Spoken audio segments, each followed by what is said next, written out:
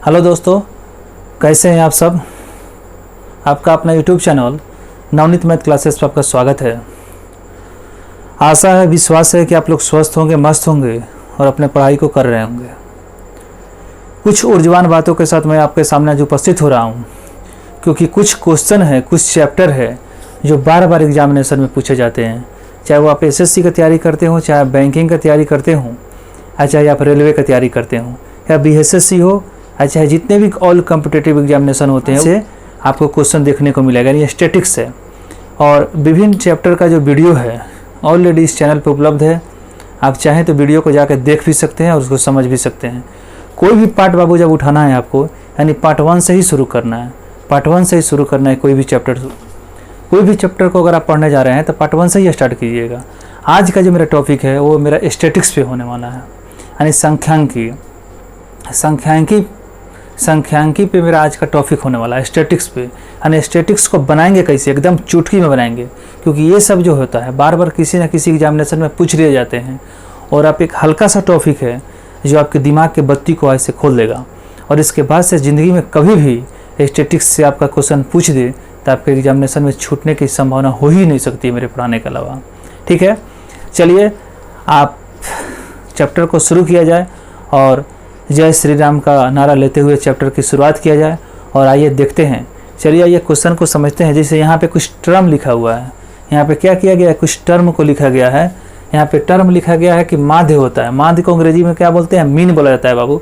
माध्यिका होता है, इसको मीडियन बोला जाता है। बहुलक होता है, उसको मोड बोला जाता है। और बहुलक एक फार्मूला और लिख दिए हैं हम कि 3 इंटू माध्यिका -2 इंटू माध्य होता है। परिसर का मतलब रेंज होता है, और विचरण और प्रसरण और प्रसार तीनों एक चीज़ होता है। इसका क्या होता है, वेरिएंस होता है, वेरिएंस। एक होता है स्टैंडर्ड विचलन यानी एसडी होता है, और एक होता है विचरण गुणांक कोएफिशिएंट ऑफ वेरिएंस होता है। ये बहुत से टॉपिक जो है इसके बारे में चर्चा आपके सामने आज करने जा रहा हूँ। देखिएगा, एक बात आप बताइएगा। सबसे पहले यहाँ मैंने रेड कलम से लिखने जा रहा हूँ आज, ठीक है। ये होता है स्टैटिक्स है, यानी स्टैटिक्स के बारे में आपको अध्ययन करेंगे। देखिएगा, सबसे पहले बता देना चाहते हैं कि इतना जो चीज़ होता है जो लिखा हुआ है एग्जामिनेशन में पूछा जाता है, यानी इस क्वेश्चन को हमेशा आपको दिखाई देगा। किसी भी एग्जामिनेशन का आप तैयारी करते हैं, जब भी आप जाइएगा एग्जामिनेशन देने के लिए, आपको इस टॉपिक से हमेशा पूछेगा, ना का सवाल हो ही नहीं सकता, एकदम एक क्वेश्चन रहता है।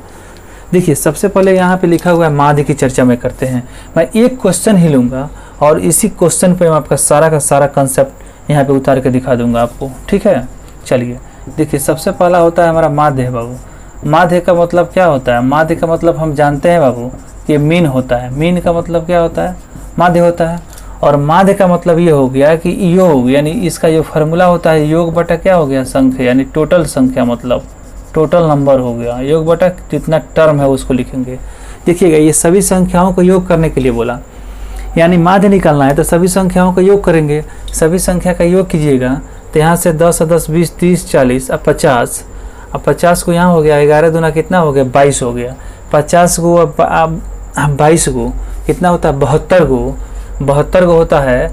72 को 9 दूना 18 होता है, यानी 72 को 18 को हो गया आपको टोटल कितना, 90 को। और संख्या कितनी है, 1 2 3 4 5 6 7 8 9, यानी 9, यानी 9 से भाग कर देंगे तो कितना आ जाएगा, 10 हो जाएगा। यानी एवरेज। माध्य का मतलब अब क्या होता है, माध्य का मतलब होता है, माध्य का मतलब सिंपल भाषा में अगर आप समझना चाहते हैं उसका मतलब होता है एवरेज।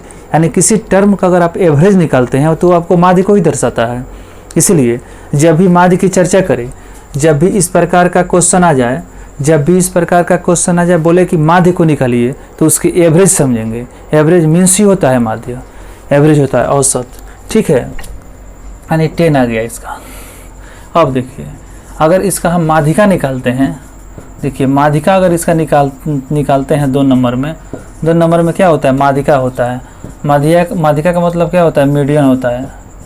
अगर आप मीडियन निकालना चाह रहे हैं माध्य, देखिए सबसे पहले क्या होता है, दी गई जो संख्या होती है, यानी जो संख्या यहाँ से जो संख्या ये दिया हुआ है बाबू, ये जो संख्या दिया हुआ है, इस संख्या को या तो घटते क्रम में सजाएंगे या तो उसको क्या करेंगे, बढ़ते क्रम में सजाएंगे।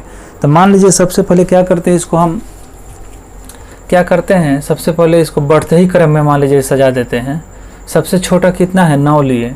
सबसे छोटा क्या लिए, 9 लिए। 9 का एगो है और एगो यहाँ पे है, 2 गो है, 9 लिए। उसके बाद से क्या करेंगे, 10 लेंगे। ठीक है, तो 10 कितना है, 1 ठो है। उसके बाद से 1 2 3 4 5 ठो है, तो 5 बार 10 लिख देंगे, 5 बार ही 10 लिखेंगे। 1 2 3 4 और एक बार और लिखेंगे 10, 5 बार लिख दिए, यानी 10 हो गया, 9 हो गया, तो बचा कितना, 11। तो 11 को यहाँ लिख देंगे, 11 को 1 लिख देंगे।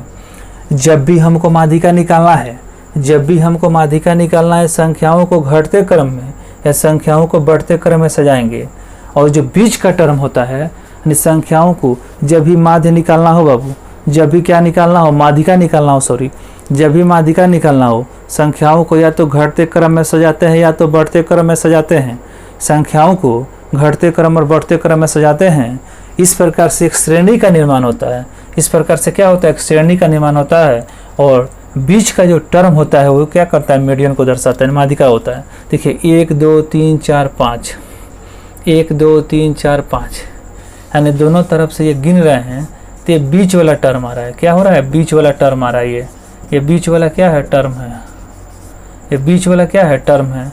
तो बीच वाला जो टर्म होगा क्या करेगा, माध्यिका को दर्शाएगा, बीच वाला टर्म। मतलब मान लीजिए यहाँ अगर 2 आ जाता, अगर मान लीजिए यहाँ पे 2 को संख्या 10 और 10 जाता, तो इसको 2 से भाग कर देते हैं, तो 20/2 करते तो बराबर क्या होता है, 10 होता। लेकिन वहाँ पर 2 को संख्या आया नहीं है, एक ही संख्या आया है, तो एक ही संख्या आया है, तो इसका मीडियन माध्यिका बराबर कितना हो जाएगा, माध्यिका बराबर कितना हो जाएगा, 10 हो जाएगा। 2 क्वेश्चन का मैं जवाब इस क्वेश्चन में दे चुका हूँ। मैं मात्र एक ही क्वेश्चन लिखा हूँ, सीरीज एक ही है, लेकिन इस सभी का क्वेश्चन का जवाब उसी संख्या से दे देना है हमको। चलिए उसके बाद से हम बात करते हैं बहुलक की। देखिए बहुलक का मतलब होता है, माध्यिका मतलब चाहे भी तो लिख भी सकते हैं यहाँ पर कि संख्याओं को या तो बढ़ते क्रम में सजाएं या संख्याओं को घटते क्रम में सजाने पे, संख्याओं को बढ़ते क्रम में या संख्याओं को घटते क्रम में सजाने पे बीच का जो टर्म होता है वो माध्यिका को दर्शाता है हमारा। तो यहाँ पर बहुलक हमको ज्ञात करना है। बहुलक का मतलब हो गया मोड ज्ञात करना है बाबू। बहुलक का मतलब होता है वैसी संख्या, बहुलक का मतलब होता है कि श्रेणी में दी गई वैसी संख्या जो सबसे अधिक बार रिपीटेशन हुआ हो, जिसका सबसे अधिक बार वो आया हो, सबसे अधिक बार जो संख्या का चर्चा किया रहता है, नया आया हुआ संख्या होता है, वही हमारे बहुलक को दर्शाता है। देखिए यहाँ 5 को अगर 10 की चर्चा करते हैं तो 10 कितना बार आया है, 5 बार आया है। 10 कितना बार आया है, 5 बार आया है। 9 की चर्चा करते हैं तो 9 जो है मात्र कितना बार आया है, 2 बार आया है। और उसके बाद से 11 की चर्चा करते हैं तो 11 भी कितना बार आया है, 2 बार ही आया है। तो यहाँ बहुलक की बात करते हैं तो 10 हो जाएगा, क्योंकि 10 जो है सबसे अधिक बार आया, यानी 5 बार आया है। तो यहाँ बहुलक बराबर क्या हो जाएगा, बहुलक बराबर क्या होता है, 10 हो जाएगा। अच्छा एक बात बताइए, बहुलक तो निकाल ही दिए, लेकिन उसके लिए एक फार्मूला भी ड्राइव किया हुआ है, यहाँ पे आप देख भी सकते हैं। चलिए इसको मिटा देते हैं हम, इस सभी को हम मिटा देते हैं, क्योंकि आगे का और प्रोसेस है और इसी क्वेश्चन पे सभी चीज़ को हमको बता देना है एक ही क्वेश्चन पे। तो इसके लिए तो हमको मिटाना पड़ेगा, जगह का अभाव रहता है ना। डिजिटल बोर्ड की सुविधा तो उपलब्ध नहीं है कि उसको मारेंगे तो आगे बढ़ जाएगा। ठीक है, देखिए अगर बहुलक निकालना हो बाबू, अगर बहुलक का एक फार्मूला जो लिखे हैं इसको भी मैं ड्राइव कर दे रहा हूँ।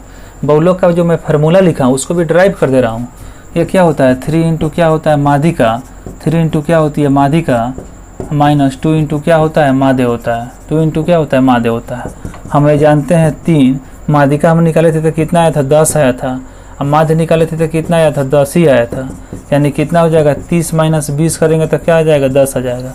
यानी बहुलक आपका 10 आया था क्या, बहुलक तो आपका 10 आया ही था नो। इसलिए इस फार्मूला को हम लिख कर किसी संख्या में होता है क्या कि डायरेक्ट उसका माध्यिका की चर्चा कर देगा, माध्य की चर्चा कर देगा, बहुलक पूछेगा, या बहुलक दे देगा, माध्यिका दे देगा और माध्य पूछेगा। यानी किसी भी श्रेणी में अगर 2 चीज़ की चर्चा कर दे, माध्य माध्यिका बहुलक में से किसी भी 2 चीज़ की चर्चा कर दे, तीसरा चीज़ ऑटोमेटिक हम निकाल सकते हैं उसको, इस कंसेप्ट के द्वारा, इस फार्मूला का यूज करके हम निकाल सकते हैं। चलिए माध्य माध्यिका हो गया, बहुलक हो गया, परिसर देखते हैं। देखिए एक बात बताइए, परिसर का मतलब क्या होता है, रेंज होता है बाबू। परिसर का मतलब क्या होता है, रेंज होता है। यानी सबसे बड़ी संख्या देखेंगे, बड़ी संख्या कौन है, इसमें से क्या करेंगे, छोटी जो संख्या होगी यानी छोटी संख्या को घटा देंगे। बड़ी संख्या के देखेंगे सबसे ज़्यादा बड़ी संख्या कौन है, 11 है। तो 11 लिख देंगे। सबसे छोटी संख्या कौन है, 9 है, तो 9 लिखेंगे। तो 11 में से 9 चला गया तो 2 हो जाएगा। यानी इसका रेंज की बात करते हैं, रेंज जो हो जाएगा क्या हो जाएगा, 2 हो जाएगा। रेंज यानी परिसर। परिसर जब भी बोले, परिसर बाबू जब भी बोले निकालने के लिए क्वेश्चन में जब भी बोले कि परिसर निकालने के लिए बड़ी से संख्या दी रहती है उस श्रेणी में, उस बड़ी संख्या में से उसकी छोटी संख्या को घटाइएगा। क्वेश्चन बोले जब भी परिसर निकालने के लिए सबसे पहले क्या करेंगे, दी गई बड़ी श्रेणी की जो संख्या दी रहती है उसकी जो बड़ी संख्या रहती है उसमें से उसकी छोटी संख्या को घटा देंगे, उसका वो रेंज हो जाएगा, यानी परिसर हो जाएगा बाबू। तो क्या हो जाएगा, उसका परिसर हो जाएगा। आशा विश्वास कर सकता हूँ कि आप लोग को समझ में आ रही है। सब आप लोग को लिखते चलना है। ये आपका हो जाएगा परिसर। देखिए, एक होता है वेरिएंस, एक होता है विचरण, और एक होता है प्रसरण, और एक होता है प्रसार, एक होता है मानक विचलन। मानक विचलन स्टैंडर्ड डेविएशन होता है, स्टैंडर्ड डेविएशन। देखिए, एक फार्मूला लिखते हैं, मान लीजिए मानक या विचलन जो होता है, मानक विचलन यानी स्टैंडर्ड डेविएशन बराबर क्या होता है, रूट अंडर क्या होता है, प्रसरण होता है, प्रसरण।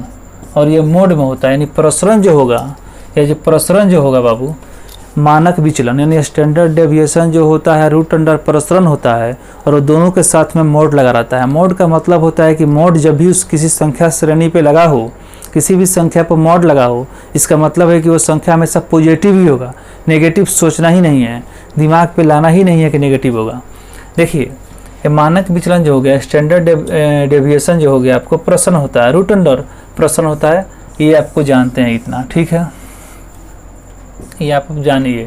ये दोनों जो लगा हुआ है इस साइड में, ये मोड है। ये दोनों जो लगा हुआ है क्या है, मोड है, मोड लगा हुआ है। देखिएगा, सबसे पहले हमको विचरण, प्रसरण और प्रसार निकालना है। यानी हमको विचरण निकालना है, सबसे पहले विचरण निकालना है, विचरण। वेरिएंस निकालना है, क्या होता है, VARIANC, वेरिएंस निकालना है। वेरिएंस निकालने के लिए सबसे पहला काम ये करेंगे, सबसे पहले ये दो चीज़ आपको समझाना पड़ेगा। एक बात बताइए, आपको मैं माध्य निकालने के लिए बताया था इसके पहले वाले क्लास में। इसके पहले वाले जो क्लास था उसमें क्या मैं आपको माध्य निकालने के लिए बताया था क्या? इसके पहले वाला जो क्वेश्चन था उसमें मैं माध्य निकालने के लिए बताया था। यानी इसका सबसे पहले माध्य निकालेंगे। सबसे पहले क्या करेंगे, माध्य निकालेंगे। यानी इसका माध्य जब हम निकाले थे, माध्य का मतलब क्या होता है, एवरेज होता है। माध्य इसका सबसे पहले हम निकाले थे, क्या था, मीन इसका माध्य निकाले थे, एवरेज आया था। इसको अब एवरेज भी कर सकते हैं, ठीक है, एवरेज भी इसको कर सकते हैं। तो कितना आया था मेरा, यानी 90 पर तो हम 9 किए थे, कितना आया था, 10 आया था मेरा। देखिए, विचरण जब भी निकालना हो सबसे पहले क्या करते हैं, जो श्रेणी दी रहती है उसका हमको सबसे पहले एवरेज निकालना है, यानी उसका मीन निकालना है, माध्य निकालना है। एवरेज जैसे कि हम माध्य निकालने कितना आया, 10 आया। अब क्या करेंगे, इस एवरेज से यानी माध्य जो आया, इसमें से जो श्रेणी दिया रहती है उसके अंतर को क्या करेंगे, स्क्वायर के रूप में लिखेंगे। यानी उसके अंतर को, देखिए यहाँ से 10 में से 10 जाएगा बाबू, तो 0 का स्क्वायर लिखें, प्लस यहाँ से 10 में से, यानी इस माध्य में से क्या करेंगे, माध्य में से जो श्रेणी दी रहती है उसकी जो संख्या होती है उसको घटा के लिखेंगे। यानी इस माध्य में से उसकी जो श्रेणी दी रहती है उस संख्या को क्या करेंगे, घटा के लिखेंगे।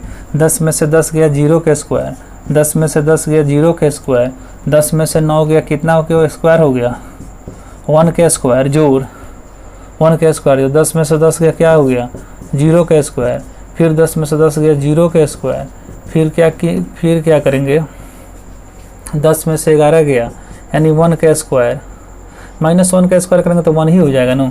उसके बाद से 10 में से 10 गया 0 का स्क्वायर, 11 में से 1 गया, अंतर कितना, 1, 1 का स्क्वायर, और 9 में से कितना हो गया, 1 का स्क्वायर। अब बाटा में क्या करेंगे, 1 2 3 4 5 6 7 8 9, जितनी संख्या है उतनी संख्या से भाग करेंगे। तो संख्या कितनी है, 9 गो है। अच्छा, 1 का स्क्वायर करेंगे, 1 1 का स्क्वायर, 1 1 का स्क्वायर, 1 1 का स्क्वायर, यानी टोटल अगर काम करेंगे तो यह कितना आ गया, 4/9 आ गया। ये 4/9 आया, ये जो हो गया वेरिएंस आया, यानी विचरण आया। विचरण को हम प्रसार भी कहते हैं। विचरण को क्या कहते हैं, हम प्रसार भी कहते हैं, और विचरण को क्या कहते हैं, हम प्रसरण भी कहते हैं। क्या कहते हैं, प्रसार भी कहते हैं विचरण कहते हैं, प्रसार कहते हैं, प्रसरण भी कहते हैं। और ये कितना आया इसका मान 4/9 आया। ये हम जान गए कि 4/9 ये आ ही गया। अब देखिए, अब हमको स्टैंडर्ड विचलन अगर ज्ञात करना हो बाबू, सबसे पहले विचरण प्रसार क नंबर में दिया था, इसको मानते हैं अगर 1, इसको 1 मानते हैं, इसको 2 मानते हैं, इसको 3 मानते हैं, इसको 4 मानते हैं, इसको 5 मानते हैं, इसको 6 मानते हैं, इसको 7 मानते हैं और इसको क्या करते हैं 8 मानते हैं। तो ये मान लीजिए विचलन हो गया, विचरण प्रसार और प्रसरण। इसको क्या माने हैं 6 नंबर में है, 6ठा नंबर ये पॉइंट है और ये जो है मेरा 7वां नंबर पॉइंट है। अब एक बात बताइए, अगर आपको स्टैंडर्ड डेरिवेशन निकालना हो बाबू, अगर आपको स्टैंडर्ड डेरिवेशन निकालना हो तो हम जानते हैं कि फार्मूला होता है स्टैंडर्ड डेरिवेशन बराबर क्या होता है रूट अंडर प्रसरण, और उसका क्या करते हैं मोड लगाते हैं। अब देखिए, हमने सबसे पहले प्रसरण या प्रसार या विचरण लिखा, आया कितना 4/9।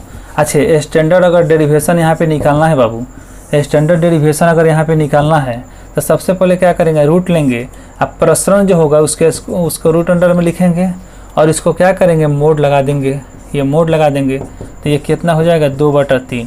यानी स्टैंडर्ड डेरिवेशन बराबर कितना हो गया 2/3। ये हमारा आंसर हो गया।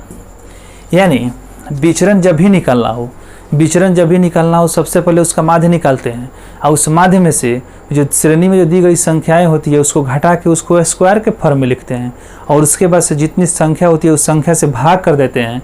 भाग करने के बाद जो बचता है वो मेरा प्रसरण ही ज्ञात होता है। अब प्रसरण कहिए, विचरण कहिए या प्रसार कहिए, ये 3 गो चीज़ आपको यहाँ से ज्ञात हो जाएगा। आज जब ये ज्ञात हो जाएगा तो स्टैंडर्ड डेरिवेशन निकालने के लिए, मानक विचरण निकालने के लिए, अब जानते हैं SD बराबर क्या होता है रूट अंडर प्रसरण का मोड होता है। यानी कुछ भी हो प्रसरण हमेशा पॉजिटिव ही आएगा। मानक विचलन SD क्या हो जाएगा पॉजिटिव आएगा, 2 क्या हो जाएगा 3 हो गया। चलिए इसको आप लोग लिखिए।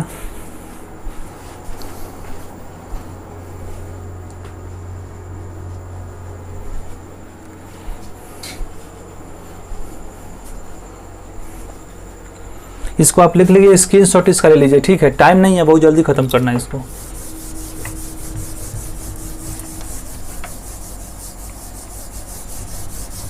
आपको बहुत बेसिक से मैं पढ़ाता हूँ, एकदम 0 लेवल से पढ़ाता हूँ।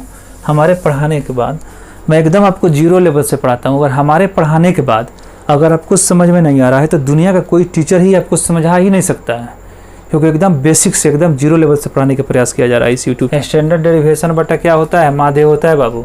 स्टैंडर्ड डेरिवेशन होता है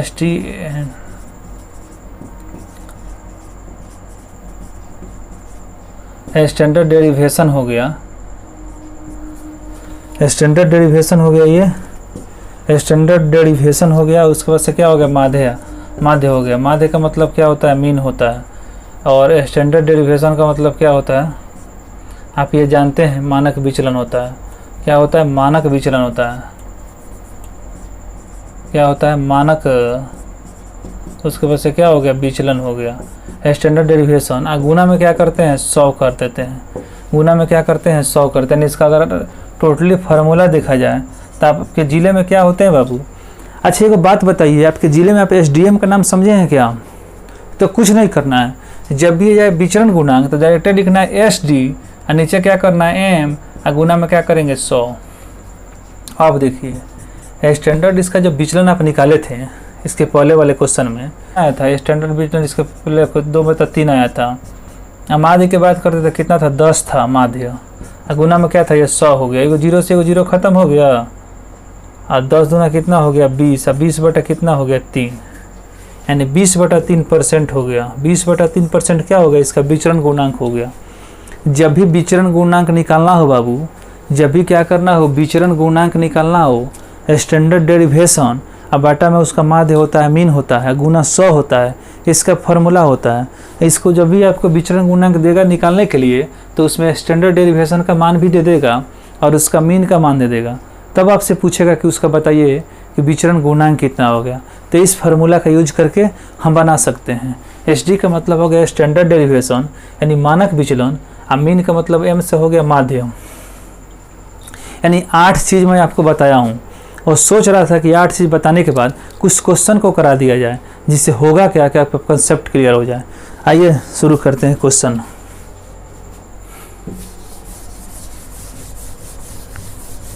प्रसरण ज्ञात करें। अच्छा एक बात बताइए, यदि किसी संख्या का मानक विचलन या स्टैंडर्ड डेरिवेशन दे दिया, प्रसरण पूछ रहा है, तो आप ये जानते हैं क्या कि स्टैंडर्ड डेरिवेशन बराबर क्या होता है, रूट अंडर प्रसरण। प्रसरण होता है रूट अंडर, और ये क्या होता है, मोड में होता है। अच्छा एक बात बताइए, स्टैंडर्ड डेरिवेशन कितना है, 4.5 है, और बराबर यहाँ क्या है, प्रसरण। प्रसरण रूट में है, यहाँ जाएगा तो क्या हो जाएगा, स्क्वायर में हो जाएगा। यानी प्रसरण अगर पूछ दे बाबू, सबसे पहले क्या हो, प्रसरण अगर पूछ दे, प्रसरण अगर पूछते क्या करेंगे, यहाँ पे 4.5 का 4.5 का होल स्क्वायर करेंगे। 4.5 का होल स्क्वायर करेंगे तो कितना होता है, 20.25। 20.25 इसका आंसर ऑप्शन दिया भी रहेगा। एगो दिया है आपको कितना, 20 दिया रहेगा। दूसरा कितना दिया रहेगा, 40 दिया रहेगा। तीसरा बराबर कितना दिया रहेगा, 20.25 दिया रहेगा। और डी बराबर कितना है, 30 है। तो मेरा आंसर कितना हो जाएगा, 20.25 हो जाएगा। ये जो क्वेश्चन है आपको, यह एनटीपीसी जो 2016 में हुआ था ना बाबू, उसमें यह पूछा गया है रेलवे में। जितना क्वेश्चन मैं आपको बता रहा हूँ, यह क्वेश्चन जो है एनटीपीसी में ऑलरेडी पूछा जा चुका है, इसलिए मैं आपको पढ़ा रहा हूँ, बता रहा हूँ। आउट ऑफ सिलेबस में आपको नहीं पढ़ा रहा हूँ। ये आप देखिएगा, इसका क्वेश्चन को बदलते हैं। चलिए, मानक विचलन को क्या करते हैं, यहाँ पे क्वेश्चन को मैं बदलते हैं और इसमें क्या करते हैं, मानक विचलन को हम 6 कर देते हैं। मानक विचलन 6 हो तो उसका प्रसरण क्या होगा, तो देखिए डायरेक्ट बनाइए। प्रसरण बराबर क्या होता है, देखिए प्रसरण बराबर क्या, मानक विचलन बराबर क्या होता है, रूट अंडर प्रसरण। तो प्रसरण बराबर क्या होता है, तो विचलन मानक विचलन का होल स्क्वायर क्या होता है, स्टैंडर्ड डेरिवेशन का क्या होता है, होल स्क्वायर होता है। तो 6 का स्क्वायर बराबर करेंगे तो क्या हो जाएगा, 36 हो जाएगा। यानी 36 उसका स्टैंडर्ड डेरिवेशन हो जाएगा, डायरेक्ट हो जाएगा। यहाँ दिया भी रहेगा, ए बराबर कितना है, 6, बी बराबर कितना है, 12, बी बराबर 12, और सी बराबर कितना है, 24 है, और डी बराबर कितना दिया रहेगा, यहाँ पे 36 दिया रहेगा। तो आंसर कितना हो जाएगा, 36 हो जाएगा। प्रसरण स्टैंडर्ड डेरिवेशन बराबर 36 हो जाएगा। चलिए इसको मिटा देते हैं, एक दूसरा क्वेश्चन ज्ञात करते हैं। प्रसरण क्या करें, ज्ञात करें। प्रसरण क्या करें, ज्ञात करें। मानक विचलन कितना दिया हुआ है, 6.5 है। मानक विचलन कितना है, 6.5 है। दूसरा क्वेश्चन है, और उसका आंसर ऑप्शन कितना दिया हुआ है, मान लीजिए एक दिया है आपको 40.25, बी जो दिया हुआ है कितना है, 42.25, सी जो दिया हुआ है कितना है, 18.25, और डी बराबर कितना दिया हुआ है, मान लीजिए 13 दिया है। और ये पूछा हुआ है आपको 16/4/2016 कैस में पूछा हुआ है, एनटीपीसी में पूछा हुआ है। ये रेलवे पूछा हुआ है, रेलवे में, रेलवे एनटीपीसी में 2016 में जो एग्ज़ाम हुआ था उसमें यह पूछा हुआ है। अच्छा एक बात बताइए, आपको तो मैं पढ़ाया हूँ, आपको तो मैं पढ़ाया हूँ कि स्टैंडर्ड जो विचलन होता है, स्टैंडर्ड जो डेरिवेशन होता है, रूट अंडर क्या होता है, प्रसरण। रूट अंडर प्रसरण यह होता है मोड में। तब प्रसरण जब भी आपको ज्ञात करने के लिए बोले, प्रसरण जब भी ज्ञात करने के लिए, तो इसका स्क्वायर हो जाएगा। स्क्वायर करेंगे तो क्या आता है, 6.5। यानी 6.5 का अगर आप स्क्वायर करते हैं, 6.5 का स्क्वायर करते हैं तो यह कितना होता है, 42.25 हो जाता है। 42.25 हो जाता है। क्या 42.25 इसमें दिया है क्या, तो हमारा ऑप्शन होगा हाँ दिया है। तो यही इसका क्या हो जाएगा, आंसर हो जाएगा। ये क्वेश्चन को देखिए, ये क्वेश्चन बराबर चेंज हो रहा है विभिन्न प्रकार का। मैं चलिए इस क्वेश्चन को मिटाता हूँ, दूसरा क्वेश्चन भी लेता हूँ। इसमें मैं आपको स्टैंडर्ड वेरिएशन यानी प्रसार ज्ञात करने के लिए, आपको सबसे पहले मैं इसमें प्रसार ज्ञात करने के लिए बता रहा हूँ, यानी प्रसरण प्रसार इसको ज्ञात करने के लिए बता रहा हूँ। जब उसका स्टैंडर्ड डेरिवेशन दिया हो तब इस क्वेश्चन में इतना क्वेश्चन आपको समझ कर जाना ही पड़ेगा, कोई उपाय नहीं है बाबू।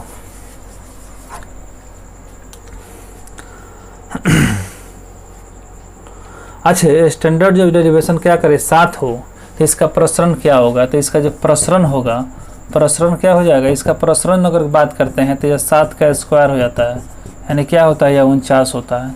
इसका आंसर ऑप्शन दिया रहेगा, ए बराबर 30 दिया रहेगा, बी बराबर कितना दिया जाएगा 40, सी बराबर 49, और डी बराबर क्या हो जाएगा 50। तो यहाँ पे हमारा डी एंड सी हो जाएगा 49 आंसर हो जाएगा। ये भी क्या किया है, एनटीपीसी में पूछा हुआ है। ये भी जो क्वेश्चन है आपको एनटीपीसी में पूछा हुआ है, किसी संख्या का मानक विचलन 7 है तो उसका प्रसरण ज्ञात कीजिए, ये पूछा हुआ है।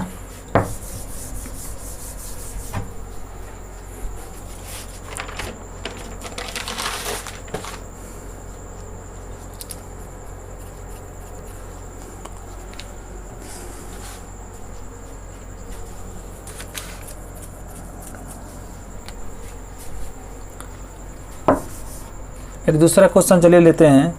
एक बटन का मानक विचलन, एक बटन का मानक विचलन कितना है? मानक विचलन उसका 9 हो तो उसका प्रसरण ज्ञात कीजिए। आंसर ऑप्शन दिया है ए बराबर 81, बी बराबर 90, सी बराबर 80 और डी बराबर कितना हो गया 85। यानी एक बटन है, एक मान लीजिए बटन है बाबू, बंटन है, एक क्या है बंटन है। एक बंटन का मानक विचलन, एक बटन का मानक विचलन क्या है? बंटन का मानक विचलन 9 है, यानी इसका स्टैंडर्ड डेरिवेशन कितना है? 9 है। पूछ रहा है प्रसरण, तो हम जानते हैं प्रसरण हो गया, प्रसार हो गया। एस डी का क्या होता है? स्क्वायर होता है। एस डी बराबर कितना है? 9। 9 के स्क्वायर की बात करते हैं तो कितना होता है? 81। 81 आंसर नंबर क्या हो गया? 1। ये भी आपको एनटीपीसी में पूछा हुआ है, ये सब क्वेश्चन आपको एनटीपीसी में पूछा हुआ है। मैंने कहने का मतलब ये था कि जब स्टैंडर्ड डेरिवेशन दिया रहता था उसका प्रसरण आप ज्ञात करते थे, तो क्या अगर आपका उसका प्रसरण दिया हो तो क्या उसका स्टैंडर्ड डेरिवेशन आप ज्ञात कर सकते हैं क्या? चलिए उसको बनाते हैं। अब उसको क्या करते हैं? बनाते हैं। एक क्या है? एक डाटा का क्या है? सेट है। एक डाटा का क्या है? सेट है। सेट का जो प्रसरण है, सेट का जो प्रसरण दिया हुआ है, कितना दिया हुआ है? सेट का जो प्रसरण दिया है 144 दिया हुआ है। 44 क्या है? दिया है 44 है। तो मानक विचलन बताइए, क्या होता है? मानक विचलन। मानक विचलन बताएं। मानक विचलन का मतलब क्या होता है? स्टैंडर्ड डेरिवेशन बराबर कितना होगा? आप ये जानते हैं ना कि स्टैंडर्ड डेरिवेशन बराबर क्या होता है? प्रसरण होता है, ये तो आप जानते हैं। और यहाँ पे प्रसरण बराबर कितना दिया? 144 दिया है, रूट अंडर के अंदर तो हो जाएगा कितना? 12। और देखिए 12 इसका हो जाएगा, लेकिन यहाँ आंसर में दिया रहेगा ए बराबर +-12 और बी बराबर दिया रहेगा यहाँ पे 12 और सी बराबर दिया रहेगा यहाँ पे 14। सी बराबर 14 और डी बराबर कितना दिया रहेगा? यहाँ पे 72 दिया रहेगा। अच्छा एक बात बताइए, यहाँ पे प्लस माइनस हम नहीं मारेंगे बाबू, प्लस माइनस गलती से भी भूल के यहाँ पे मत मारिएगा, क्योंकि आपको मैं बताया है कि स्टैंडर्ड जो वेरिएशन होता है रूट अंडर प्रसरण का मॉड होता है। मॉड का मतलब क्या होगा? हमेशा पॉजिटिव ही आएगा। यानी यहाँ से जो पॉजिटिव की बात करेंगे तो हमेशा ये बी नंबर ऑप्शन मारेगा। बी नंबर ऑप्शन यहाँ पे सही होंगे। और ये भी पूछा हुआ है आपको एनटीपीसी में, ये भी पूछा हुआ है आपको एनटीपीसी में। अच्छा अब दूसरा क्वेश्चन लेते हैं और दूसरा क्वेश्चन को बनाते हैं।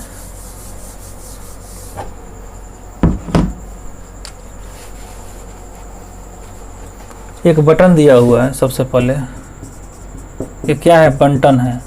एक बंटन का सबसे पहले क्या है? माध्य बराबर, माध्य न होता है, क्या है? माध्य बराबर। एक बंटन का माध्य बराबर क्या है? एक बंटन का माध्य बराबर है 15 दिया हुआ है, 15 है, तो याद करें इसका। अच्छा एक बात बताइए, मैं आपको एक फार्मूला बताया है कि विचरण जो गुणांक होता है, क्या होता है? विचरण जो गुणांक होता है, विचरण जो गुणांक होता है वो क्या होता है? एसडीएम होता है। एसडीएम गुना में क्या हो गया? 100 हो गया। अच्छा स्टैंडर्ड डेरिवेशन की बात करते हैं। स्टैंडर्ड डेरिवेशन कितना है? 5 दिया हुआ है। माध्य बराबर कितना दिया हुआ है? 15 दिया हुआ है। गुना में क्या हो गया? यहाँ पे 100 हो गया। 5 तिहाई 15 यानी कितना हो गया? 100/3 यानी 33.33। 33.33 क्या हो गया? % हो गया। आंसर ऑप्शन दिया भी रहेगा यहाँ पे। आंसर ऑप्शन यहाँ पे क्या करेगा? दिया भी रहेगा 16.66%। उसके बाद देगा 12.22%। सी नंबर में देगा आपको 33.33%। डी नंबर में कितना दे देगा आपको? जो भी पॉसिबल मान है। डी नंबर मान लेगा 100% ही दे दिया, ठीक है, तो 33.33% बोला नू, तो यही मेरा आंसर हो गया। यानी एक बंटन दिया हुआ है, बंटन का माध्य भी दिया, क्वेश्चन में बंटन का माध्य भी दिया, उसके बाद से स्टैंडर्ड डेरिवेशन दिया 5 है। तो हम समझ गए अरे विचरण ज्ञात करना है ना, तो हम समझ गए विचरण का फार्मूला होता है एसडीएम होता है, क्योंकि एसडीएम जो होता है हर एक जिला में होते हैं। तो हमने एसडीएम में लगाया फार्मूला एसडीएम। अब बाटा में गुना क्या करेंगे? 100 करेंगे। एसडी का मतलब स्टैंडर्ड विचरण, तो दाभी इसका रख ही दिए 5 और इसका मान दिया है 15। 5 3 15 यानी 100/3 33.1/3 होता है, बट इसको 33.33% लिख सकते हैं। ये हो गया मेरा, इसको आपको याद रखना है, ठीक है।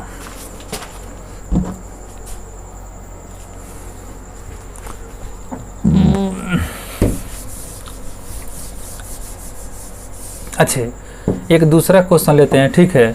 उसमें क्या करते हैं, उसमें होता है कि ये जो माध्य जो है, ये माध्य को हमने 80 कर लिया और मानक विचरण को क्या कर लिया, 16 कर लिया, ठीक है। तब विचरण गुणांक यहाँ भी अगर ज्ञात करना हो बाबू, विचरण अगर यहाँ भी ज्ञात करना हो तो एसडीएम होता है, एसडीएम हो गया। तो एसडीएम का मतलब 80, एसडीएम का मतलब क्या हो गया, 80 हो गया। एसडी का मतलब, एम का मतलब क्या है, नहीं 16। मानक विचरण की बात करते हैं तो कितना हो गया, 16।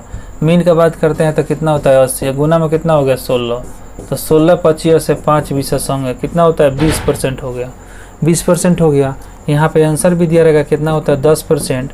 बी बराबर दिया रहेगा 20% और सी बराबर दिया रहेगा 25% और डी बराबर दिया रहेगा 30%। इसका आंसर हमारे यहाँ कितना, 20%। ये भी मेरा जो क्वेश्चन है वो एनटीपीसी में पूछा हुआ है, ये भी रेलवे एनटीपीसी में पूछा हुआ है, यानी सब का सब जो क्वेश्चन ये चल रहा है एनटीपीसी में पूछा हुआ है। क्वेश्चन थोड़ा सा और लेते हैं और उसमें आपको ज्ञात करते हैं थोड़ा सा दिया हुआ चीज़। देखिए यहाँ पे मान लीजिए क्वेश्चन या क्या हो गया, 13 हो गया या 14 हो गया, 14 हो गया, यानी इसका आंसर ऑप्शन ये दिया हुआ है, 5 हो गया, 13 हो गया और 14 हो गया। आंसर ऑप्शन इसका दिया हुआ है, यानी पहला उसका रेंज हो गया, दूसरा बहुलक हो गया और तीसरा जो उसका माध्यिका हो गया। जब भी इस प्रकार का क्वेश्चन दे बाबू, जब भी इस प्रकार का क्वेश्चन दे, सबसे पहले एलिमिनेट करेंगे, देखेंगे भाई कि ठीक है, ये जो सबसे पहले हम रेंज निकाले हैं, हम देखे हैं कि सभी का रेंज अलग अलग संख्या है। अगर ये संख्या सेम रहता तब न हमको बहुलक निकाल के चेक करना पड़ता। अगर यहाँ पे संख्या सेम रहता तब न उसका हम बहुलक निकाल के देखते हैं, मोड बराबर निकाल के देखते हैं कितना हो गया। सबसे पहले हमारा रेंज ही डिसाइड कर देगा कि इसमें से कौन सा ऑप्शन इसका होगा। देखिए आप रेंज जो है, रेंज जो आप जानते हैं कि बड़का में से, यानी बड़का संख्या में से बाबू, बड़का संख्या में से छोटका संख्या को क्या करेंगे, छोटका जो संख्या होती है उसको हम घटा देते हैं। बड़का संख्या में से छोटका संख्या को घटाइएगा। बड़का संख्या कितना है इसमें देखिए, 13 है, 14 है, 12 है, 15 है, 21 है, 16 है, 18 है। सबसे बड़ा संख्या 21 हो गया। और सबसे छोटी संख्या की बात करते हैं तो 13 से भी छोटा की बात करते हैं तो यहाँ 12 दिखाई देता है। 12 है, 14 है, 13 है, 15 है, 18 है, तो कितना होता है, 12 दिखाई देता है। तब 12 को 8 को 20 को 8 है, कितना हो, 9 होता है।